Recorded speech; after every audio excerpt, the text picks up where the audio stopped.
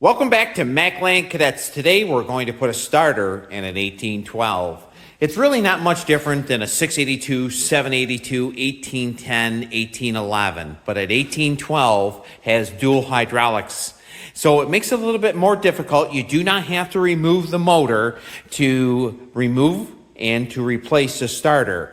Now, the hydraulic lines run right on top of the engine plate in that area right there. So what I do is I tip them on the side, put a bar in it, and leave them right there to work on. It does make it a little tight to put the nuts back on the starter. Now, this starter right here was not the issue. It was the Bendix that was the issue. The issue was it wasn't coming out right to the end.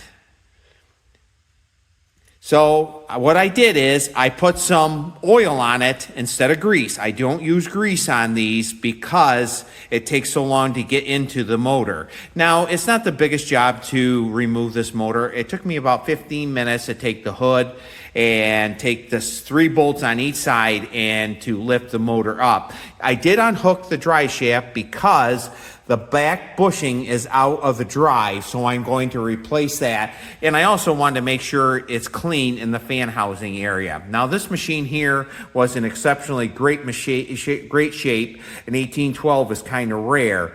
But I'm going to put you in a stand. We're going to put the starter back on this machine. It takes a little bit of time. Make sure you have an open-end wrench like that, set of tweezers like that, because you probably will drop the nuts down in there. One thing you want to do is put some lubrication in this area right here. You're definitely going to want to use lock washers.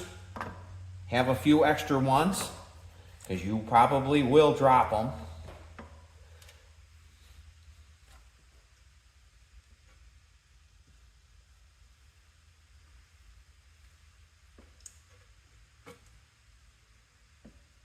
I'm going to try to put the top nut on first. They're a 1/4-inch nut. I'm going to put my left hand in there. That one went right on pretty easily. The bottom one here is right close to this shield area for the fan blower housing. Makes it a little bit more difficult to get in there.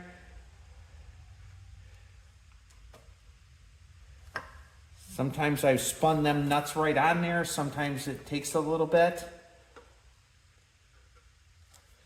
This one here wasn't too bad.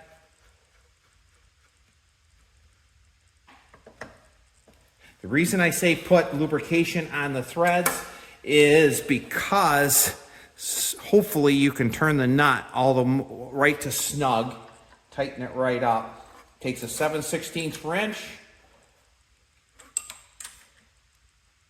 Tighten them up pretty good. I'm not talking draw the threads off of them, but tighten them up.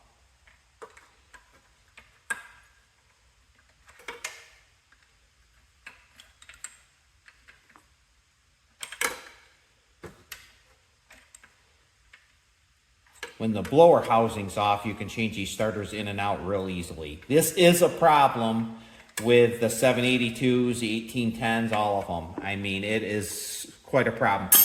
Right here is your shield. Make sure you always run your shield on your side of your head. If you don't, you'll cook your motor.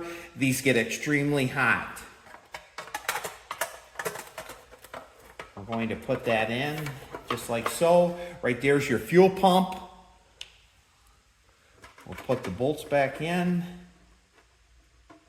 Takes a 3/8.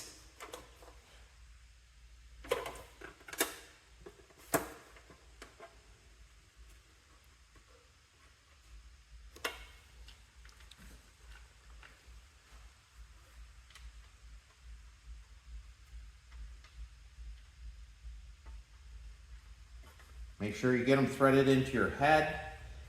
Don't set your impact very, I'm going to change this bolt right here because I don't like it. You don't want to strip the threads out of your head.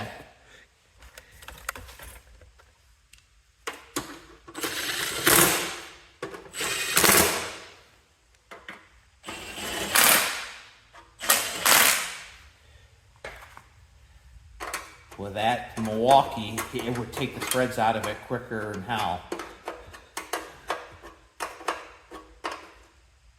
Now, one thing is, I am going to show you before I end this video, you definitely want to have this bolt right here and this flange go into that block right there.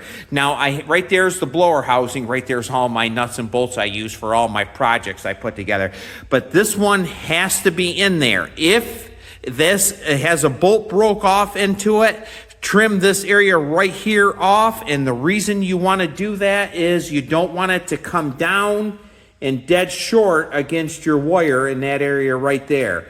So that's how to do it. I am going to put the motor back in. I am going to replace that dry shaft bushing there. Thank you very much for following me on YouTube.